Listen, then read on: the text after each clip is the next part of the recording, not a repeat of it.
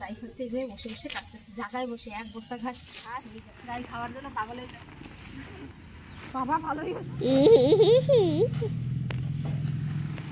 দেখো বাড়িতে ঘাস কাটবো তাই বস্তা নিয়েছি আর কাছি। আমাদের বাড়ি এত ঘাস আসছে দেখাচ্ছে, কত ঘাস আমাদের বাড়ি।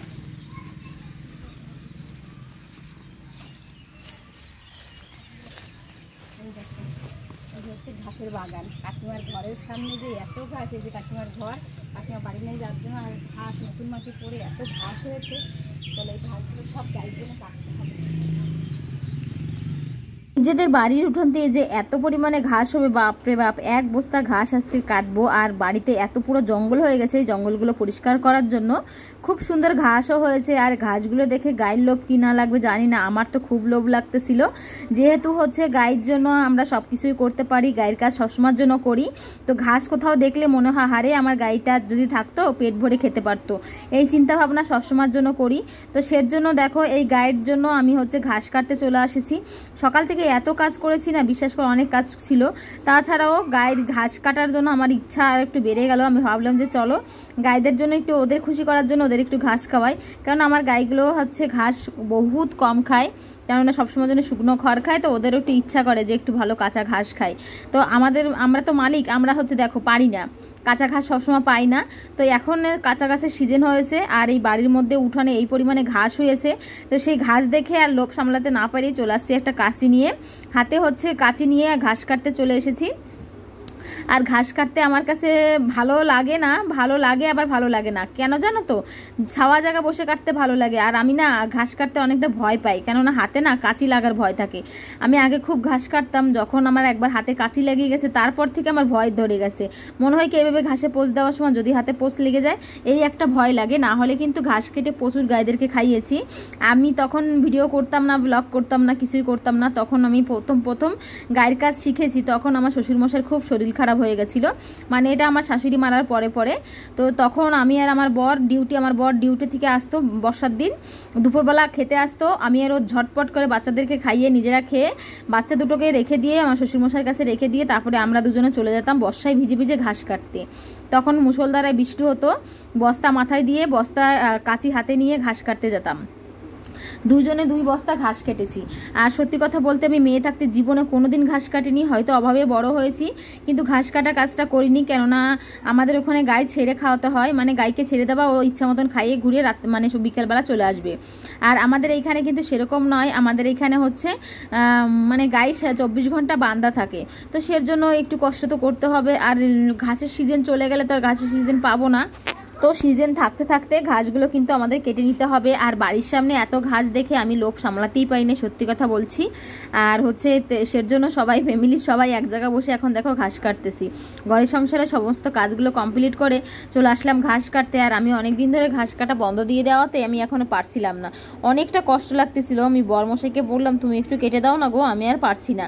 তো দুজনে মিলেই গাছগুলো কাটলাম। দেখো আমার বর কাটার কিন্তু অনেক এক্সপার্ট ছিল না, এখন হয়ে গেছে। জীবনে যেসব কাজগুলো না করছে সেগুলো এখন করতে হয়েছে। ওই যে বললাম না অনেক আহ্লাদে মানুষ হয়েছিল, বাপ মার একটা সন্তান, 3টে ছেলে, মেয়ের মধ্যে একটা ছেলে ছিল, সেটা হচ্ছে আমার বরমশাই। তা সের জন্য ওকে অনেক আহ্লাদ করে বাবা মায়ে বড় করেছে, ও সেরকম কাজ কোনো কিছুই করে না। এখন সংসারের দায়িত্ব ঘাড়ে পড়াতে এখন সমস্ত সংসারের কাজগুলো আমার হাতে হাতে করতে বাধ্য হয়, যেহেতু দেখে মানুষটা আমি সারাদিন কত কাজ করি, বাড়ি সংসারে গায়ে গরু নিয়ে অনেকটা কাজের চাপ থাকে, তার জন্য হচ্ছে পারিয়ে উঠি না। তো সেজন্য আমাকে যতটা পরিমাণে মানে ডিউটির পরে যতটা পরিমাণে মানে ফ্রি হয় ততটা আমাকে কিন্তু সাহায্য করে, সবসময়ের জন্য চেষ্টা করে। তো সেও তো বাড়ি সবসময় থাকে না, ও হচ্ছে ডিউটির কাজে বেশিরভাগটা বাইরে যায় আর ওদের ঘুরে বেড়ায়। আমারও ইচ্ছা করে না তাকে দিয়ে কোনো কাজ করানোর মানে কথা বলতে। সকাল টাইমটা যতটুকু থাকে আমাকে ফুলভাবে সাপোর্ট করার চেষ্টা করে। আর তোমরা একটু বারবার করে ক্যামেরার সামনে হাতটা দেখতে পাবে, যেহেতু এই ভিডিওটা আমার মেয়ে তুলে দিচ্ছে, তো সের জন্য একটু বাচ্চাদের দিয়ে তোলানো হচ্ছে তো ভিডিওটা, তার জন্য। আর আমার আজকে কাটতে কাটতে না হাত পুরো ব্যথা হয়ে গেছে ওই সাইড, সেটাই আমি বারবার করে দেখতেছি আমার হাত খুব ব্যথা হয়ে গেছে। তো মানুষের মানে মানে দিন কতটা পরিবর্তন হয়ে যায়, আগে কি পরিমাণে ঘাস কাটতাম আর আজকে এই কটা ঘাস কাটতে জন্য আমার হাত পুরো ব্যথা হয়ে গেছে। আগে প্রচুর ঘাস কেটেছি গো, প্রচুর, বর্ষা নাই, রোদ নাই, দিন নাই, দুপুর নাই, ওই যে প্রত্যেক দিন একটা রুটিন ছিল আমাদের দুপুরবেলা, কেননা আমার বর আবার ওই ঘাস কেটে এসে আবার বিকালবেলা হচ্ছে ডিউটি যেত, বুঝতে পারছো, মানে 1:30 2টোর সময় আসতো খেতে, আধ ঘন্টার মধ্যে খেয়ে, 2টোর মধ্যে খেয়ে 3টে 3:30-র মধ্যে ঘাস কেটে বাড়ি আসতে হতো। বাড়ি এসে আমি আমার যাবতীয় সংসারে কাজ করতাম আর আমার বর চলে যেত হচ্ছে ডিউটি করতে। আবার যেহেতু পরের অধীনে কাজ করতে গেলে সমস্ত কিছু কিন্তু ওরা তো শুনবে না আমার সংসারে কতটা কাজ। তখন আমার শ্বশুরমশাইয়ের শরীরও খুব খারাপ ছিল, তখন আমাকে পরিস্থিতি অনেকটাই খারাপ ছিল, যার জন্য যাই হোক দেখো আমার বরেরও কাটা হয়ে গেছে, এখন আমিও কিছুটা ঘাস কেটে নিচ্ছি। আর এই জায়গায় যে এত ঘাস, এখানে আসলে ঘাস হওয়ার একমাত্র কারণ কি জানো, এইখানে না নতুন মাটি ফেলানো হয়েছে, কাকিমা নতুন ঘর করেছে, ঘরের সামনে মাটি ফেলানো হয়েছে। তো সেই নতুন মাটিতে যে এত পরিমাণে ঘাস, এই ঘাসের যন্ত্রণা সহ্য না করতে পারে আমি কিন্তু আমার উঠানটাকে প্লাস্টার করেছি, মানে এত ঘাস পরিষ্কার করেছি না, মানে আগে, এখন তো উঠান প্লাস্টার আছে যার জন্য অতটা পড়ে না, আগে প্রচুর ঘাস পরিষ্কার মানে কাটতে হতো, এরকম উঠাতে হতো, ঘুম থেকে উঠে একটা কাজ থাকতো কি ওই উঠানের ঘাস পরিষ্কার করা, মানে বর্ষার দিনে এত ঘাস হয়ে যেত। যাই হোক বন্ধুরা দেখো এখানে হচ্ছে আমি ঘাসগুলো এক এক করে কাটে নিচ্ছি। আর এই জায়গায় এত ঘাস হয়েছে না, মনে হচ্ছে না যে আমি একটু খাইয়ে নিই, আমার গায়ের মানে গায়ের জন্য আমার পরানটা সত্যি কেমন একটা করে যে এত ঘাস ওরা যদি পেতো কি সুন্দর খেতে পারতো। আর আমি যে গাইদেরকে একটা গাইকে ছেড়ে এনে এখানে খাওয়াবো, হবে না, একটা গাই গোল থেকে বের করে এনে যদি এখানে খাওয়াতে যায় তাহলে কিন্তু আমার গোল ঘরের গরু সব কয়টা দড়ি ছিঁড়ে ফেলবে। তো সেজন্য কি করা যাবে বলো, এখন চলে যাব, চলো আর একটা জায়গায় ঘাস আছে, ওই সাইডটা ঘাস কেটে আবার এই সাইডটা চলে এসেছে। আর এখানে দেখো কত সুন্দর টাটকা টাটকা ঘাস, দেখতে কি সুন্দর লাগতেছে, বস্তা দেখো প্রায় ভরতে ভরতে গেল, এক বস্তা ঘাস ওই সাইড দিয়ে কাটে নিয়ে আসছি। তারপরে এখানকার ঘাসগুলো কেটে নিচ্ছি। আর এখানকার ঘাসগুলো দেখতে যা সুন্দর ছিল না, অনেকটা ভালো লাগতেছিল ঘাসগুলো। আর ওই যে আমার ঘাস কাটা দেখে আমার গাই গরু কী ডাকাডাকি শুরু করে দিয়েছিল জানো না, ওরা হচ্ছে ঘাস দেখলেই পাগল হয়ে যায়। আমরা যেন অনেক দিন পরে একটু ভালো মন্দ খেলে কি মানে তখন মনে হয় না কখন ভাত খাবো, তখন আরও ঘন ঘন খিদে পায়। আর ওরা তো বহুত দিন হয়েছে সবুজ ঘাস খেতেই পারে না, সবসময় শুকনো খড়কুটো খেতেও তো ভালো লাগে তাই না, ভালো লাগে না তাই না বলো। তো ওদেরও তো একটু ইচ্ছা করে যে একটু ভালো মন্দ খাবো, তো সেই জন্য ঘাসগুলো দেখে খুব ডাকাডাকি করছিল আর কি। যাই হোক এখানে আমার বড়মশাইয়েরও কষ্ট হয়ে গেছে, ও যেহেতু অত খাটাখাটনি, সত্যি বলতে কি জানো ও না এত কষ্ট করতে পারে না, অনেকটা বললাম না ছোটোবেলা থেকে যেরকমভাবে মানুষ হয়েছে, তো সেই জন্য অত খাটাখাটি করতে পারি না।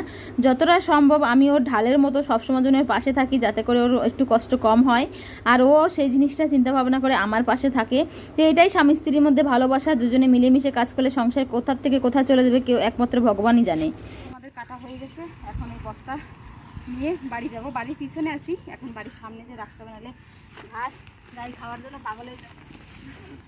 বাবা ভালোই ওজন তো। তো দেখো চলো এই ঘাসের বস্তা এখন নিয়ে যাই বাড়ির দিকে, অনেক ওজন তো।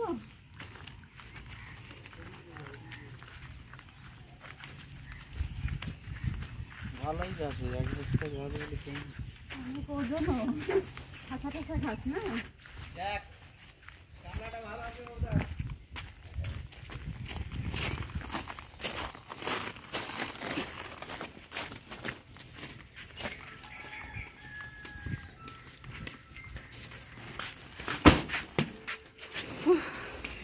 চলো এখন স্নান করবো, ঘাস কাটা হয়ে গেছে, রান্নার সময় দেখাচ্ছি।